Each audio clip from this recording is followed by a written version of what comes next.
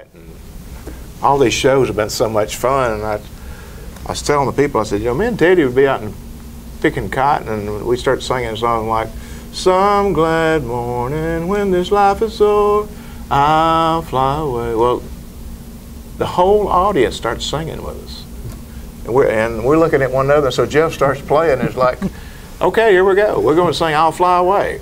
So it was amazing. And when we got to the chorus, the audience, all however many there was there, would singing loud, and it's like, I can't believe this.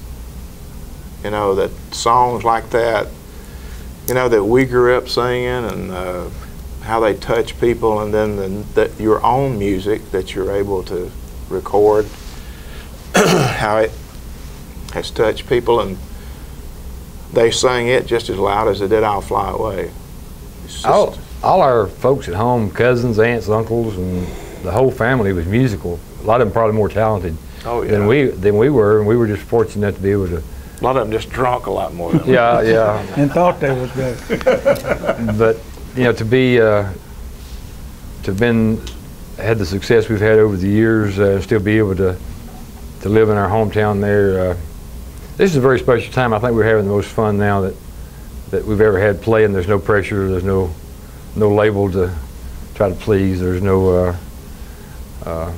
nobody putting pressure on us to try to change us and make us play some kind of music that we don't like. So to me, we're entertaining each other as much as entertaining the crowd now, so we're having fun. That's kind of true. Because I know, and we had listened to so many songs that, and I always tell people, don't try to figure out what we're going to record. And even back, you know, when we were roaring in the 80s, I mean, you know, don't try to figure out what we're going to do, because we'll do anything if it's something that's. Don't try to write for us. Yeah, please don't do that. Just write. If it's a good song, we're going to cut it. I remember the guy that wrote "High Cotton," one of the guys, he was heading back home, and they said, "You're not going to believe this, but that song about cotton that you wrote is going to be Alabama's next single." And he said, "I'm going to stay then." So I can't remember what his name was. Of course, like I said, I can't remember. I was walking across the alley there from lunch one day, and this guy looked like a street walker. I should have realized later he was a songwriter. But he come walking towards me with his hands in his pocket, and I'm thinking, well, there's a guy fixing to shoot me. So he pulls out a CD and hands it to me and said, "We just finished this, and I said, we think it could be a hit for Alabama." And I said, "Well, I'll listen to it." And I did it at lunch that day, and we were fixing to fly out, and I boarded the plane, and Randy was sitting there, and I handed him the CD, and he put it in his little box and was listening to it, and about three-fourths of the way through it, he gave me a thumbs up. And it was called "Born Country," and it was a #1 song for us later on, but you never know where those songs are going to come from. Most of the other artists, you know, we don't get a chance to hang out. You meet them at a award show, but you don't get a chance to know anybody. You know, it's all in passing.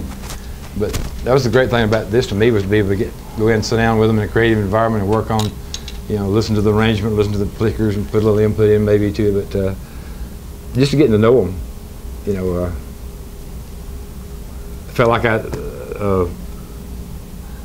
people that I hadn't had a chance to meet, like Toby Keith. I never got a chance to hang out with Toby, and we got together down at Harold Shedd's birthday party in Georgia, and me and him and Randy sat around and bullshitted for a couple of hours. It was great. He got to tell us all these old stories and stuff. But Mel Tillis was there. Oh yeah, Mel was holding court, you know. Yeah. And Toby would hold Mel's mouth when he got to talking too much. Mel been with there? Yeah, but anyway, with my connection with Toby is him and Bill Anderson closed down BMI one night. We got too drunk to leave.